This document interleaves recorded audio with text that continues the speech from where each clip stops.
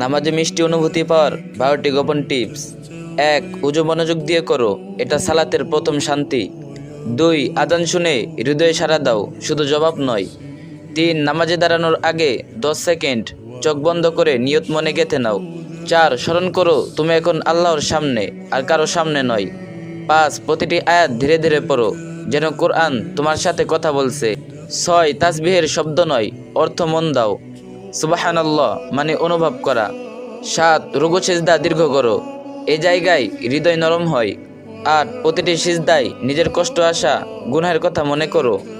9. সালাতের পরপর তাসবিহ পাঠ করাকে বরকতের কড়ি বলা হয়। 10. প্রতিটি নামাজ প্রথম ও শেষ নামাজ মনে করে পড়ো।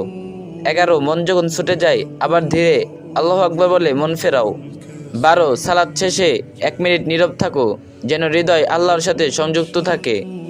রাসূল সাল্লাল্লাহু আলাইহি সাল্লাম বলেছেন, আল্লাহ ওই ব্যক্তির চেহারা উজ্জ্বল করে দেন যে আমার কোনো হাদিস শুনেছে অথবা অন্যের কাছে পৌঁছে দিয়েছেন। সুবহানাল্লাহ।